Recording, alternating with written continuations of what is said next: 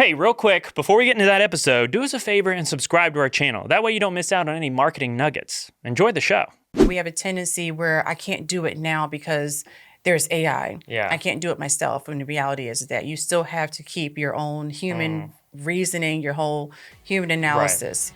AI is there to help you, but it's not there to do it for you. Hi, I'm Josh Owen. As the owner of a video marketing company in New Orleans, I've been on the quest to learn everything I can about marketing. Everyone has a different style, different strategy, and a different experience. Is there a wrong way to do it? A right way to do it? Let's find out together as we make marketing make sense. Welcome everybody to another fantastic episode of Make Marketing Make Sense. Today I'm joined by Charique Richardson. Thanks for joining me, Charique. Thank you. Thank you for having me. Yeah, so today we're talking about mastering digital marketing. And you being the founder of Digital Innovations. What is it? Digital Innovations? Digital Innovation Media Group. Media Group. It's a mouthful, but that's what we love about it. Yeah. Digital Innovations Media Group. She knows a little something about digital marketing. In specific, got to be on the cutting edge here with AI. So that's what we're going to talk about today. And this is a very special episode because, again, this is a AMA Comfystone collab. So this is going to also be premiering with AMA. So if you're from the AMA and you're wanting to know more about AMA, be sure to check out the AMA because they have some fantastic offerings. They're a wonderful marketing group and great place to get plugged into the marketing world and meet other professionals like Charique and me. So anyway, but we're here to talk about specifically, Charique, I know you have been doing a lot of talks on AI when it comes to social media, and you're involved with a lot of social media in your own work. So just curious, how's the landscape kind of been? And I don't know if you want to frame it from like any define AI in some way as well, but what is the current landscape of AI with social media from your perspective? Sure. So I've been really heavily involved in AI since it first began. We all remember the buzz that was out when it first big buzz. Entered online. Yeah. But more specifically, I started teaching AI in the future of business at Loyola last fall. So I was kind of really thrust into it from an academic standpoint and also teaching it, like mixing it into an intro to business. And so part of that was not only was I using it every single day for my business for social media, I've watched how even just that last fall semester where the latest data that came from, like I think it was September of 2021, that was like the cutoff for as far as, any of the information that you can get from ChatGPT, for example. Now, here we are, not even just about a year later, you can upload spreadsheets, you can upload images, you can have it create images. So it's grown so much in just 1 year. Yeah. And that information cutoff is more recent. Yeah. So you're getting more timely data. Yeah. So that helps a lot when you're doing content creation, when you're actually sitting down trying to brainstorm topics. Because the number one issue that a lot of people have with social media is how do I stay consistent? After that, I would say, what do I even say? Yeah.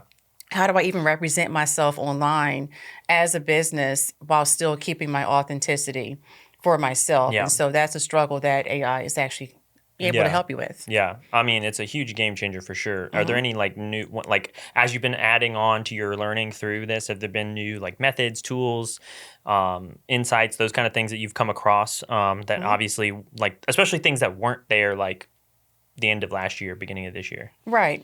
So something I've done this year is my analytics. So typically when I do analytics for myself or for my clients, I would just show them the spreadsheet and give them a little narrative. But I said, let me make some tables and upload that to AI just to see what it does. Yeah. And it actually, and I told it in my prompts, give me a nice non-techie summary for someone who has no idea what these numbers may mean. Yeah. And it did just that. It gave me a great summary. Now, of course, I did, do some double checking and making sure that everything made sense. And I found out that it really does. And it just kind of simplified my monthly reporting process. Interesting. So that was just in addition I love that. Using it for content creation and building content pillars every month. Where were you pulling? You were pulling this data straight from the social media apps and stuff like that? Yes. So I have, even though I use Metrical as my scheduler, I still use like Meta Business for Facebook and Instagram, and I Yeah. use LinkedIn for that, Twitter and Instagram. So I make sure that I go straight to the platform and then enter that data into a spreadsheet and then look at the trends. We do a year-to-date Gotcha. analysis every Yeah, month. Yeah. interesting. So yeah, because I think people might be intrigued by that. So like just like as a sidebar here, Yeah. sidebar is my favorite word.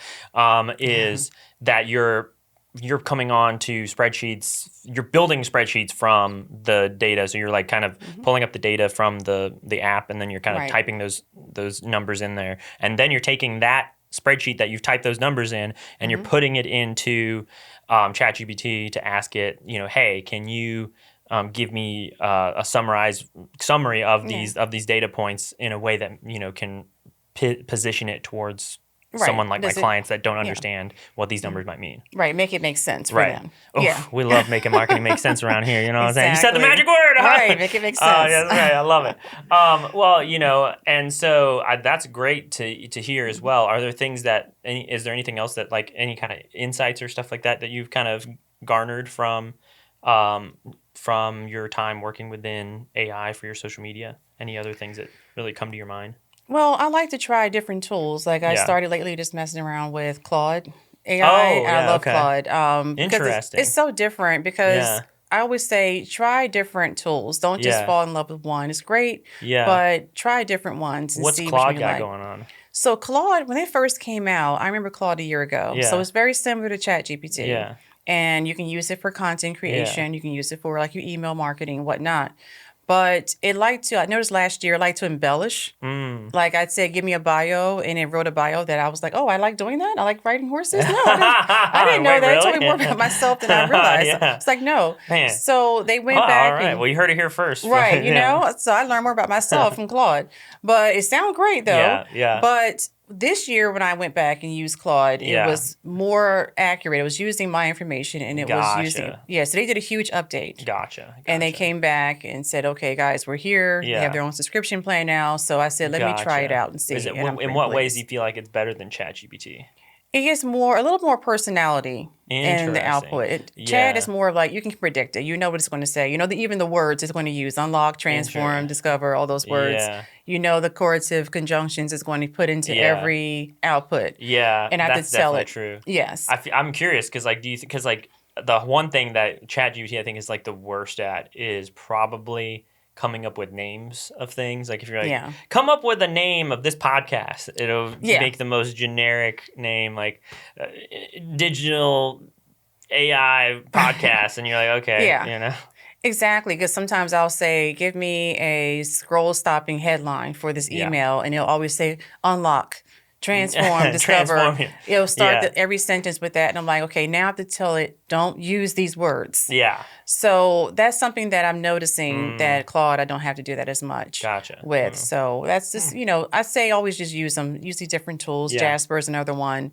Yeah. Just about every application that's out there in the market has an AI component to it. So I just say go play with it and see how it's working for you and Gotcha. get your comfort level up. Yeah. Don't be afraid of it. I love it. Well, that in mind, you mentioned in there about how you're having to, put one thing in and then you're having to correct that thing when you put it prompt in. I guess when, that makes me think of, do you have a list of do's and don'ts when it comes to utilizing AI in your marketing? Absolutely. So number one for the do, I said, just keep using it, train it. So now I know in ChatGPT, you have the option to customize it.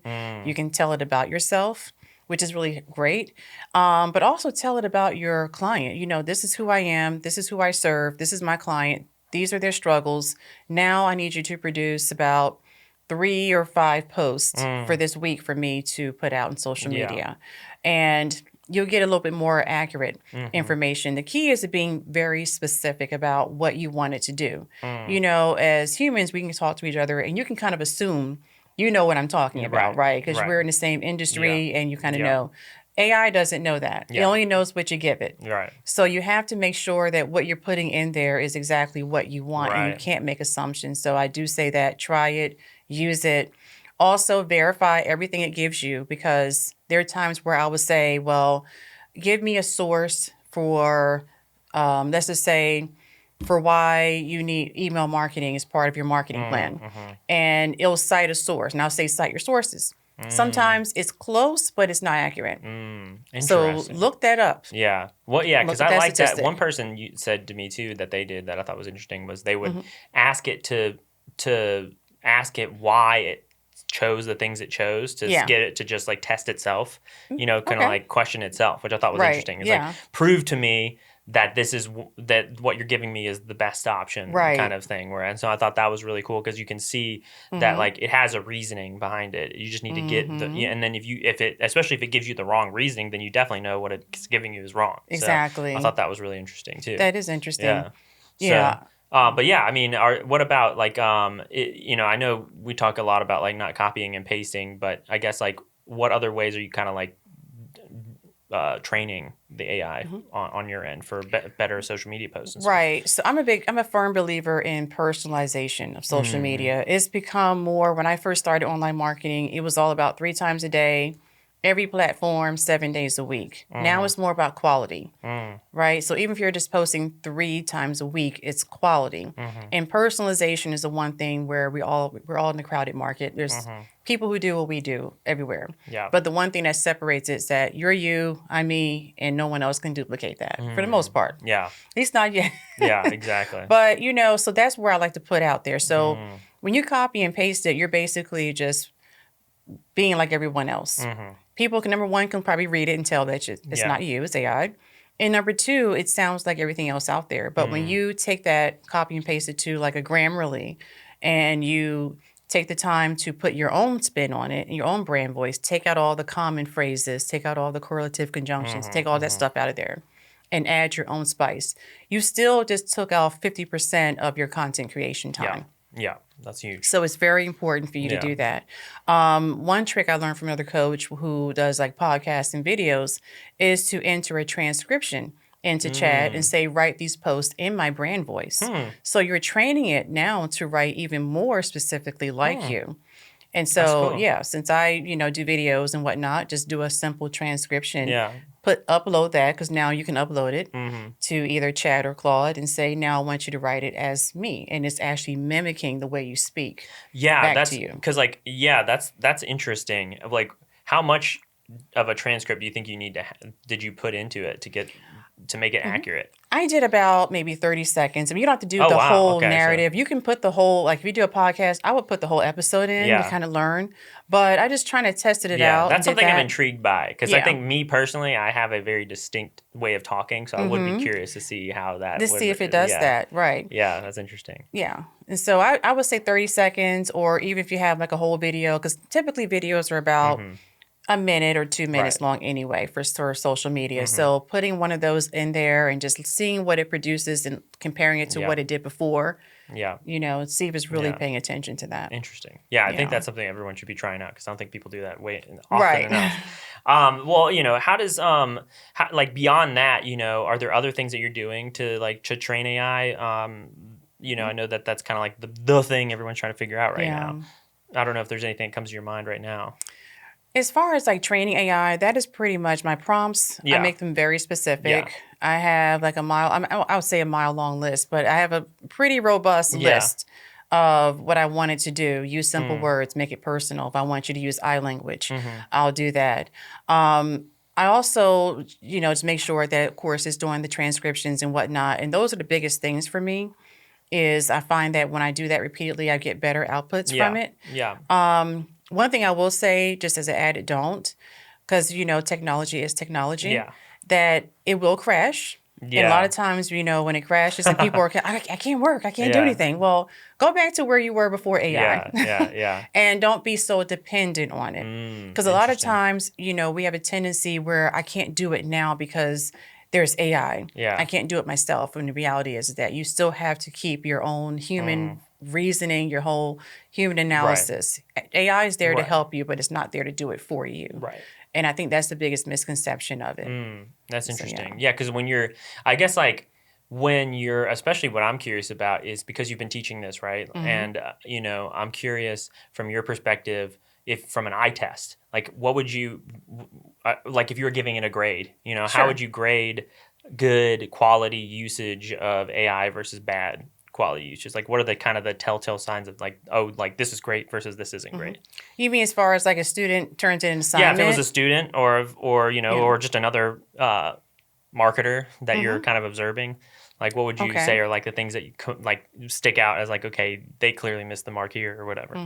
So when I was teaching, the biggest thing I told my students is number one, do not use AI to do because I had them do AI reflections on current topics. Like we Mm, had the writer strike in Hollywood. We were right. talking about that. We're talking about ethics, Mm-hmm. things of that nature. So if I suspected just from reading it, like this sounds like chat, I Yeah. would go to my AI detector Yeah. and run it through. And luckily for the student, it wasn't that. It said, no, this was not Mm, written by AI. But that's kind of how mm, I've measured their AI usage. If I suspected it, I mm, would. mm-hmm. But doing my eye test on other marketers, I mean, I can read something and tell whether or not it was. Yeah. Did they go the extra step? Did they go the extra Right. mile? I can Yeah. tell whether they did or whether they Yeah. didn't, Yeah. especially people that I know use it. Yeah. That's interesting. Yeah. Yeah. Yeah. It's always funny because, like, yeah, I think it is like the framework, you know, that you're Right. building. And so I think that's the thing we always talk about when it's with AI is like, are you using it as a framework to Mm-hmm. then embellish and build off of, not just like Right. here's just your, AI stuff Mm-hmm. and call it a day. So, Right. yeah. That's why I say it's your assistant. It's not Hmm. like it's not your worker. It's not going to do it for you. It's just here to help you. Yeah. Well, and I think with social media, do you see any other applications in the future kind of for AI, as far as like how you're going to start using it more in other ways? Sure. I mean, the way that it's moving in the future, I would say more like in advertising. Mm. It's going to make advertising more personalized. So make it a more personalized Yeah. experience. I also do web design. It's going to I Yeah. think we talked about the chat bots. Yeah. It's going to make that experience so much That is going to better be wild. Yeah. for potential customers Yeah. coming to your website, and that's something I'm working on right now. Yeah. Is how to take my chatbot and make it even more Robust. personalized, Yeah. right, and robust, so that when people come, they really Yeah. feel like, wow, okay, is she watching me? Is she looking at me right Yeah. now? Can she see Yeah. me? But it's like So, they right, can get like all of the information like because I think what's so cool about that chatbot thing is you want tons of information on your website, but you also right, don't want your website to be a burden to look at. So it's like exactly. you have this chatbot that can then really give people that granular information if they want it, but it's not going to be there to like overwhelm them when they get there. So I think that is like a Exactly. huge like thing that Right. people haven't like tapped into yet. That is like the next wave Yeah, for sure. it's amazing. I Yeah. mean, I remember when ManyChat first came out, and then seeing where you can now customize it Yeah. with the AI infusion with it is amazing. So that's what I'm doing right now Yeah. with my own site. Interesting. Yeah. Well, let me, since I've been asking other AMA people this, Sure. and you're a website guru, I'm going to ask you Okay. this as well. Is side tangent on marketing here? Is if I have a lot of people coming to my website, Mhm. and then but they're not converting, what's the symptom there? You think like if you have a bunch of people coming to your Sure. website, what do you usually think, Mhm. especially from like ads and stuff like coming from ads, they're Mhm. getting to the website, but then like they're not really converting on any of the pages. Okay. What would you say is the symptoms there? So there are a number of factors. Number one is seems very simple, your loading time. Yeah. That's the number one thing that can send someone away. Mm. So anything beyond 2 seconds is going to send them away. Mhm. Number two, it's not clear who you are and what you do and who you help. Mhm. So that should be really front and center Yeah. when someone comes to your website. Yeah. I would say a kind of, if it's ugly, I'm not just being honest. If it's ugly, if it's ugly Oh design, no! Oh or if no! it's out, Who's got? Well, we if don't have ugly side. I mean, if it's let me know out, if you think so. Though, right. If it's outdated, they're going to assume Yeah. that you don't care. Yeah. Right. So they're going to assume that, well, this person doesn't really care about their business. So there can be your competitor who is Yeah. probably not as good as you, Yeah. but they have a very well glossed out presentation of their business. And it seems kind of shallow, but it's true. Those things can really, hurt you. Yeah. And that's the first impression that someone's going to have about your website. Gotcha. Are you giving them opportunities to convert? Do you Yeah. have your email forms there? Do you have either a pop-up? Your chatbot can also ask questions that Yeah. can lead them to your services to Yeah. convert. So you have to make that whole experience something that the person is there and they're like, wow, I've been here 10 minutes. Yeah. I Didn't love even that. realize it. You know what I love mean? that. Yeah. Have some blog posts and things that they're interested in. You have to know your client. Yeah. Are Yeah. you blogging about things that they want to know? Are you Yeah. answering questions? Are you speaking to them in their language? So all those things can be a factor as to why you're not converting. Yeah. No, I Yeah. love that. Well, that's great. Those are good. Those are good insights. And then it's wrapping this whole conversation up.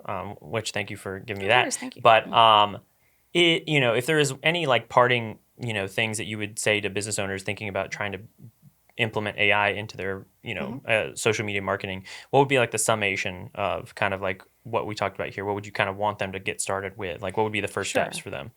I first say pick a tool that you love. Everyone knows Chad. You can pick Claude. You can pick Jasper. There's so many great tools. Trying to overwhelm yourself and make it do Yeah. everything. Okay, have one specific goal. So if it's in social media, have it, iron out some topics. Have it build a calendar for you, right? Test it out and try it and see how you like it. Don't be afraid of it because I know everyone's kind of scared of like Terminator Part 2, whatever happening. It's not, Yeah. I'm not saying it's not going to happen, but I'm Yeah. just saying that that's not what you're doing. Yeah. Right. So just start small, Yeah. try it out, pick a tool that you like. And build from there. I say this more often than not, you've already probably used it and didn't even know it. Yeah. So, just try it out and see how it's working for you and then kind of grow from there. Awesome. I Yeah. love that. Well, that's fantastic. And I hope, everybody, definitely, and at the same time, if they're looking for someone to build that kind of stuff for them, they know someone to come to. Absolutely. But before we wrap it up here, because this has been fantastic, Charique, is since this is an AMA Comfystone combo episode here, Sure. one of the things I'm asking all the AMA members or board members about is, why did you want to join the AMA? And what's the best benefit of the AMA that you've kind of felt like you've gotten out of it so far? Sure. So I've known about American Marketing Association since my college days. It just made sense for me. I knew I wanted to be into marketing and knowing that this was something that's going to really help me advance my career. So I joined the local chapter. Actually, I went to an event and I just loved it. It was someone nice. talking about how to give great presentations. Yeah. And then I met another board member, Mariska, who recruited me to the board. Shout out to Mariska. Yeah, she's a great recruiter. Yeah. So she's really good with that. So it made sense for me. Right. What I love about it and the benefit I get from it is, if you're a member of it, whether it's local or national, locally, of course, we have a lot of great programming. We're all about professional development. We have a pipeline to the local college students, helping them to build their careers. But also nationally, you get the benefit of having professional development courses and things of that nature that can help you be even better at what you do. So I'm always seeing those in my email, and it's always something that I need. That's awesome. So that's why That's great. I love it. Yeah, that's so. I mean, so perfect. I mean, just yesterday, I was doing like a side event with some AMA members, and one of them's a college student, and it just felt really good to be able to give them information on their career and like career advice for their career moving forward. So definitely that conversation wouldn't have happened if she didn't join the AMA. So Exactly. I think that's really such a great benefit. And if you're interested in getting in the AMA, join today. Absolutely, join. But we got to wrap this thing up. Yes. So, Charique, it's been wonderful. If you could tell people where they can find Sure. you at this camera here, Okay. where they can find you online, digitally, if they want to get in touch with you because they want to get their company started with AI social media marketing. Absolutely. I'm at digital, all one word, lowercase, digital innovation, M as in Mary, G as in go.com. I'm on LinkedIn, Charique Richardson, MBA. I say I'm the only Charique that I know of on LinkedIn. So if you find someone else, hey, They're an even imposter. better. Exactly, because I don't know anyone else with my name. So that's the beauty of having a unique name. Yeah. At Digital Marketing Works on Instagram. So yes, follow me. I would definitely love to have you as part of my crew. When people say, how people always have like the common like joke or the common like rhyme that they have with your name? Is there something that people usually go to with your name? It's like that word shriek, like a shriek of laughter. Oh. So they'll say that, like, I remember that in school, it was like, this sounds like your name. We were reading one time in English class. It's like, this sounds like your name. And I'm like, okay, but it's not my name. That's not my name. So I mean, It's more of the mispronunciations of it. Oh, interesting. I get calls like from customer service. Can I speak to Charique? Can I speak to Charique, something like that? I'm like, Chahoo? yeah, like, would you name your child this? Well, my mother didn't name hers that either. So, yeah. Yeah, that's so wild. Man, that's, hey, I mean, it's better than just having the name Josh. I mean, everybody, it's like, there's about 20 million Joshes. But people they know it, though. Yeah. They'll get it. That's great. Well, from one Josh to the other, thank you all for joining us. This has been another fantastic episode of Make Marketing Make Sense, and we'll all see y'all on the next one. Thanks for tuning into the show. If you haven't already, go ahead and hit that subscribe button. This episode of Make Marketing Make Sense is brought to you by Comfystone. If your business needs organic social media video content, video ads, or video podcasting, hit up Comfystone at comfystone.com and follow Comfystone on Instagram and TikTok. Until next time, this is Make Marketing Make Sense.